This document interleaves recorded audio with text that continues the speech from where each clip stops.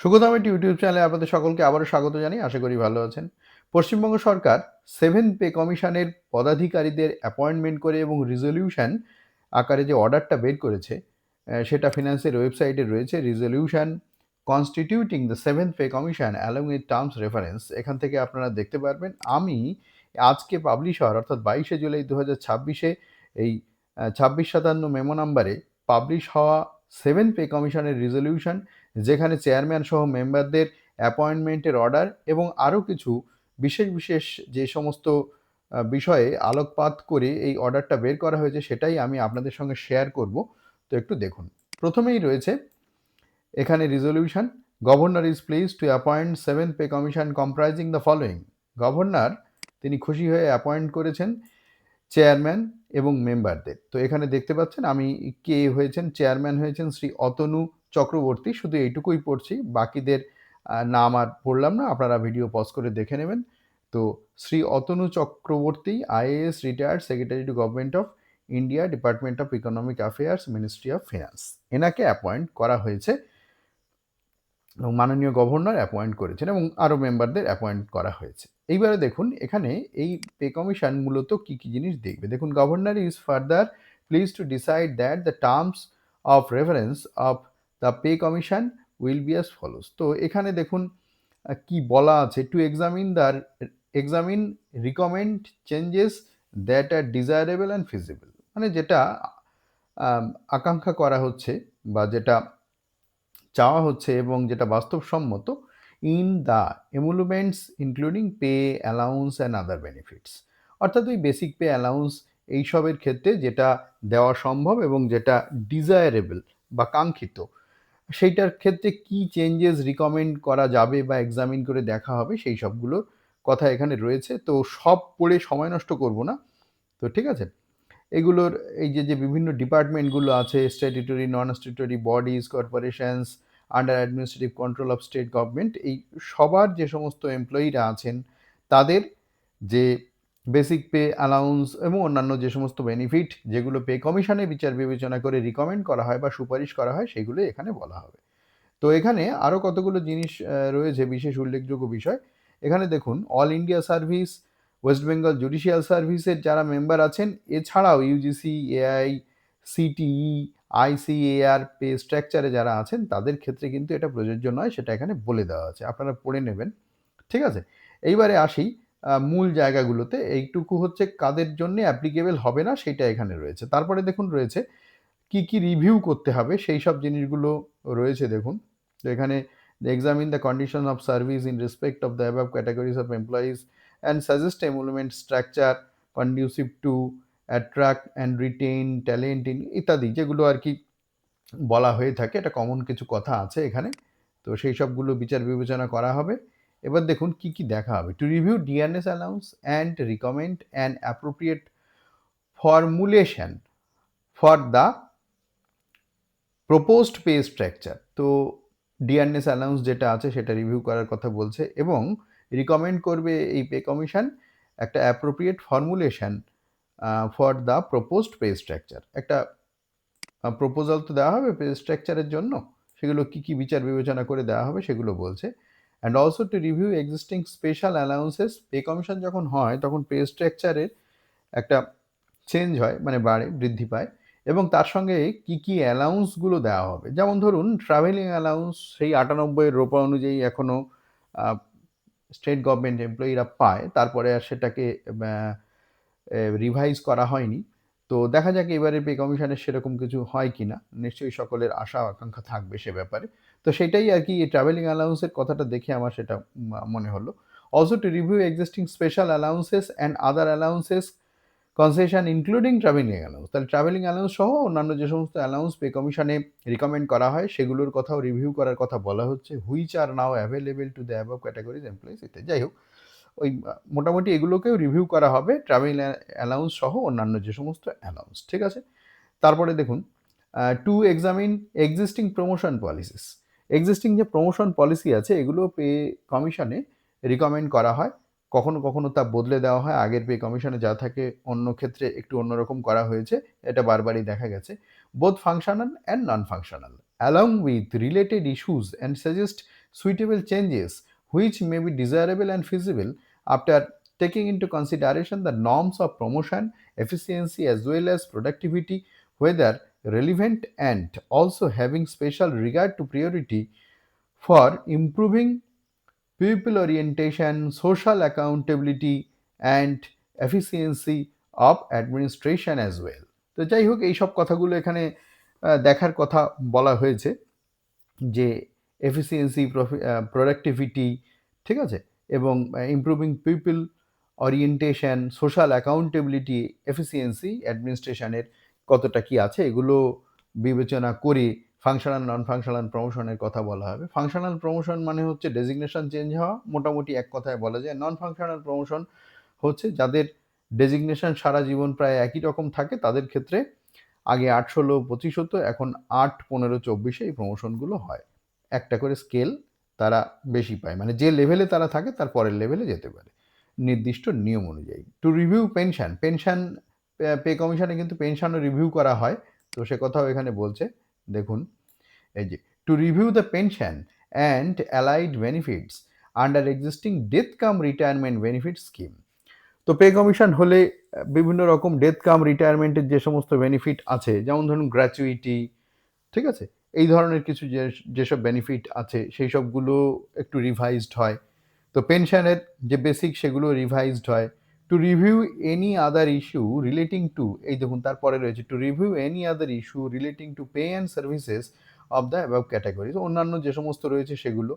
তো এখানে দেখুন আবার রয়েছে to make recommendation on each of the above having regard inter alia, অন্য সব কিছুর সঙ্গে সম্পর্কযুক্ত যে সমস্ত দিকগুলো আছে সেগুলোর দিকেও নজর রাখবে বা সেগুলোকে বিবেচনার মধ্যে রাখতে হবে। The prevailing pay structure under central government, central public sector undertakings, other state government etcetera. দেখুন এখানে কি বলছে, প্রিভেইলিং মানে বর্তমানে যেটা প্রিভেইল করছে এই মুহূর্তে যেটা রয়েছে এটাকেই বোঝাচ্ছে। পে স্ট্রাকচার আন্ডার সেন্ট্রাল গভর্নমেন্টের যে পে স্ট্রাকচার আছে, central public sector undertaking, central গভর্নমেন্টের অনেক আন্ডারটেকিং আছে, ঠিক আছে, ব্যাংক ফ্যাঙ্কগুলো এই ধরনের, সেখানের পে স্ট্রাকচার এবং অন্যান্য স্টেট গভর্নমেন্টের যে পে স্ট্রাকচার সেগুলোও কিন্তু কনসিডারেশনের মধ্যে বা ভাবনা চিন্তার মধ্যে রাখার কথা বলা হয়েছে।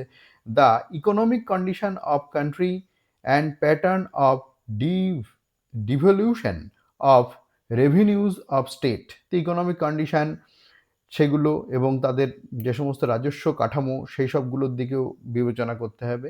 The resources of state government and the demands there on account of commitment of the state government to the developmental activities and welfare measures. তো যেটা বলছে যে স্টেট গভর্নমেন্টের যে রিসোর্স আছে বা তাদের যে সমস্ত ডেভেলপমেন্টের কাজকর্ম আছে সেগুলোর দিকেও নজর রাখতে হবে, অর্থাৎ তাদের আয় ব্যয়ের দিকটাও দেখতে হবে। The resources of statutory bodies, ওই একই রকম কথা।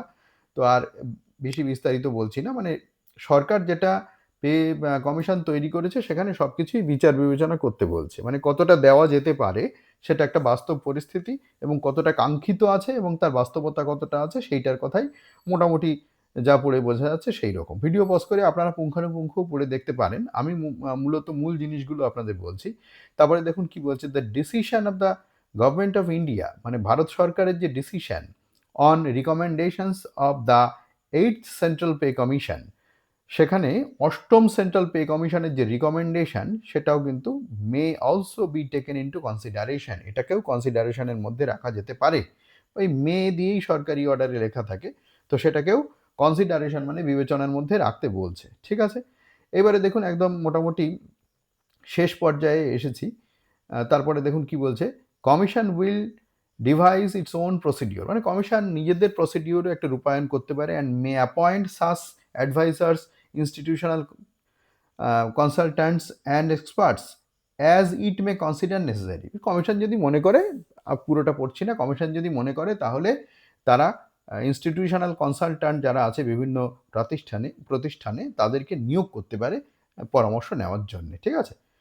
তারপরে দেখুন কি বলছে, commission may call for such information and take such evidence ইত্যাদি, ওই যাই হোক ইনফরমেশন তাদের কাছ থেকে নিতে পারে এবং তাদেরকে নিয়োগও করতে পারে, এরকমভাবে মোটামুটি রয়েছে সংক্ষেপে আর কি, যেটা পড়ে আপনাদের সঙ্গে শেয়ার করলাম। তারপরে different departments of the state government and offices subordinate to them will furnish such information, বিভিন্ন ডিপার্টমেন্ট বিভিন্ন ইনফরমেশান দেবে দরকার প্রয়োজন হলে ইত্যাদি। তো পড়ে নেবেন, ওই আর বিশেষ কিছু বলছি না, পড়ছি না। তারপরে দেখুন কি বলছে, এই ৪ নম্বরটা বলছে, headquarters of commission shall be at Calcutta. Headquarter কমিশনের কলকাতায় হবে। However the commission may hold its sitting elsewhere in state or in national capital. Commission যদি ইচ্ছা করে এটা ন্যাশনাল ক্যাপিটাল বা কলকাতা বা অন্যান্য জায়গায়ও সে করতে পারে। ঠিক আছে, এটা খুব একটা প্রয়োজনীয় বিষয় নয়, মানে যাই হোক, প্রয়োজনীয় নয় হয়তো আবার প্রয়োজনীয়। তো এখানে যেটা বলছে যে কলকাতা ছাড়া অন্যান্য জায়গাতেও কমিশনের হেডকোয়ার্টার হতে পারে। এই ৫ নাম্বারটা ভেরি ভেরি ইম্পর্টেন্ট। এইটা দেখুন কি বলছে, the commission will submit their recommendations as expeditiously as practicable. যতটা বাস্তবসম্মত তাড়াতাড়ি সম্ভব, ততটা তাড়াতাড়ি, বাস্তবসম্মত যত তাড়াতাড়ি সম্ভব তত তাড়াতাড়ি কমিশন এই রিকমেন্ডেশন দেবে, এই কথা কিন্তু এখানে বলা আছে। But preferably within a period of 6 months, কিন্তু 6 মাসের মধ্যে দিতে হবে, এটা প্রেফার করা হচ্ছে বা এটার উপরে জোর দেওয়া হচ্ছে। From the date of publication of this resolution, এই যে রিজলিউশনটা পাবলিকেশন হলো 22শে জুলাই 2026, তার থেকে 6 মাসের মধ্যে দেওয়ার জন্য রিকমেন্ড করা হচ্ছে। আরও তাড়াতাড়ি যদি দেওয়া যায় ঠিক আছে। অর সাস এক্সটেন্ডেড টাইম, এবং এখানে আরেকটা কথাও বলা হচ্ছে, অথবা such extended time as the government may consider necessary. 6 মাসের কথা বলা হচ্ছে। এছাড়াও গভর্নমেন্ট বলছে যে যদি গভর্নমেন্ট মনে করে, সরকার মনে করে যে এই টাইমটাকে 6 মাস ছাড়া আরও বাড়ানো যেতে পারে, যদি মনে করে, তাহলে সেই সময়সীমার মধ্যে রিকমেন্ডেশনটা দিতে পারে। এবং প্রথমে বলা আছে যত যত বাস্তবসম্মত, যত তাড়াতাড়ি সম্ভব। মানে সেটা নিশ্চয়ই দুদিনের মধ্যে সম্ভব না। ঠিক আছে, আবার সেটা যদি অনেক বেশি দেরি হয়ে যায় সেটাও ঠিক কাম্য নয়, সেটাই বলা হচ্ছে এখানে। এবং এখানে কথাও বলা হয়েছে যে এই 6 মাসটা বৃদ্ধি পেতে পারে, এখানে বলা হয়েছে। হাউএভার, যেটা আমি বললাম, however the commission May consider if necessary sending interim reports on any of the matters. এই যা ম্যাটারগুলো মোটামুটি সংক্ষেপে আলোচনা করলাম, তো সেই সব ম্যাটারগুলোর মধ্যে কোনো ম্যাটারে, কোনো একটি বিষয়বস্তুতে কমিশন যদি মনে করে, ঠিক আছে, তাহলে অ্যান্ড কি বলছে এখানে, the commission May consider, however, যাই হোক, commission May consider if necessary, যদি দরকার হয় কমিশন কনসিডার করতে পারে, বিবেচনা করতে পারে, সেন্ডিং ইন্টেরিম রিপোর্টস পাঠানোর জন্য on any of the matters, যে কোনো একটা ম্যাটারে ইন্টেরিম রিপোর্ট মানে অন্তর্বর্তীকালীন কোনো একটা রিপোর্ট দিতে পারে সরকারের কাছে। অ্যাজ অ্যান্ড হোয়েন, যখন যেরকম, দ্য রিকমেন্ডেশনস আর ফাইনালাইজ, যখন যেরকম, মানে অনেকগুলো বিষয় আছে, তো অনেকগুলো ম্যাটার আছে, অনেকগুলো বিষয়বস্তু আছে, যদি একটা দুটো চারটেতে কোনো একটা রিকমেন্ডেশন ফাইনালাইজড হয়ে যায়, তাহলে সেটা তারা জমা দিতে পারে সরকারের কাছে। Or if so desired by the government, অথবা সরকার যদি ডিজায়ার করে, মানে সরকার যদি চায় যে কতগুলো ম্যাটারে, মানে কতগুলো বিষয়বস্তুর উপরে রিকমেন্ডেশন রেডি হয়ে গেলে সরকারের কাছে আপনারা দিতে পারেন, সরকার যদি চায় তাহলে সরকারকে দেওয়া যেতে পারে এই সময়সীমার মাঝখানেও। ঠিক আছে, ডিউরিং দিস পিরিয়ড, এই 6 মাসের মধ্যে, অথবা সরকার যদি আরও কিছু সময় বৃদ্ধি করে সেই সময়ের মধ্যে, একদম পুরোটা ফাইনাল না করেও কিছু কিছু করে দেওয়া যেতে পারে, এটাই এখানে মোটামুটি বলা হয়েছে। মানে 6 মাসের মধ্যে প্রেফার করা হচ্ছে, টাইম তার থেকে বাড়তেও পারে, মাঝখানেও ছোট ছোট আকারে রিপোর্ট দেওয়া যেতে পারে কোনো কোনো নির্দিষ্ট বিষয়ে, এক বা একাধিক নির্দিষ্ট বিষয়ে। ঠিক আছে, তারপর দেখুন মূল অর্ডারে কি বলা হচ্ছে এবার, order that the resolution B communicated to all administrative departments and all offices subordinate to them. যাই হোক, এখানে ওই সব জায়গায় এই অর্ডারটা, এই রেজলিউশন কমিউনিকেট করতে হবে। তারপরে এখানে মোটামুটি আছে, এটা বড় মূল জিনিস আমি আপনাদের সঙ্গে শেয়ার করলাম, কাদের কাদের কমিউনিকেট করতে হবে ইত্যাদি ইত্যাদি এখানে রয়েছে। তো সেই সবগুলো আর আমাদের এখানে আলোচনার খুব বেশি বড় বিষয়বস্তু নয়, সবাই তো ফিনান্সের ওয়েবসাইট থেকে পেয়ে যাচ্ছে, এবং ডিপার্টমেন্ট নিশ্চয়ই, মানে যার যার যা কাজ, যেখান থেকে যাকে পাঠানোর দরকার নিশ্চয়ই তারা সেখানে পাঠাবেন। তো মূল যে বিষয়বস্তু সেটা হচ্ছে 7th পে কমিশনের রিজলিউশন এই 22শে জুলাই 2026-এ আজ পাবলিশ করা হলো, এবং সেখানে কি কি বলা হলো, মোটামুটি একটা বিশেষ বিশেষ গুরুত্বপূর্ণ জিনিস আমি মোটামুটি টাচ করে গেলাম, আশা করি আপনারা বুঝতে পেরেছেন।